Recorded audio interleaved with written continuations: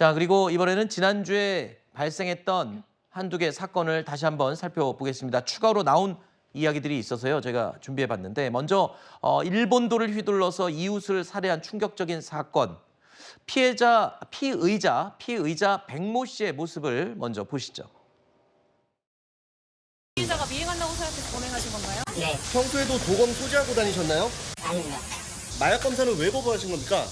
미국 스파이들 때문에 안 했습니다. 피해자에게 죄송한 마음 있습니까? 없습니다. 저 모습 때문에 많은 분들이 굉장히 화가 났었죠. 죄를 뉘우치기는커녕 오히려 미안하지 않다고 대답하는 모습.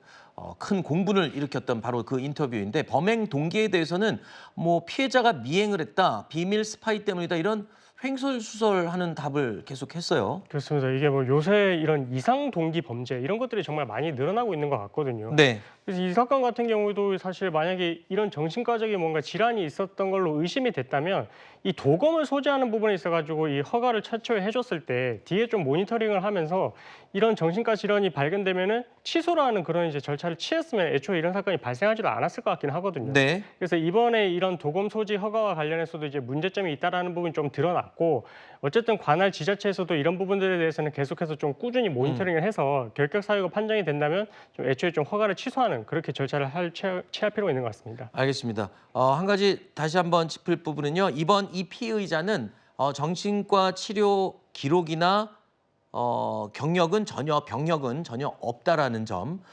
이 부분을 그래서 경찰에서도 이제 향후에 다시 한번 검사를 진행할 예정이라는 점을 다시 한번 밝혀드립니다. 지금까지 명확하게 정신병력에 대한 그런 기록은 확인된 게 없습니다. 자, 이런 중대한 사건에 대해서는 경찰이 피의자 신상을 공개할 때가 많죠.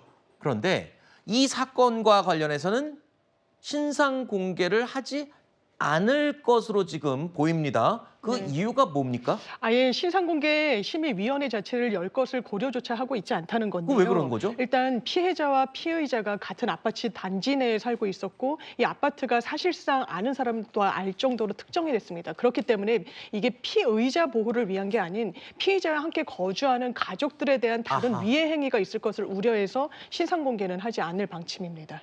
그리고 저 피의자도 만약에 신상이 공개되면 굉장히 신상 위험해질 수 있지 않습니까? 그런 부분도 그렇죠. 있습니다. 알겠습니다. 일단 이번 사건에 대해서는 피의자 신상을 공개하지 않는 쪽으로 이유는 2차 가해가 있을 우려가 있기 때문인 것으로 지금 알려지고 있습니다.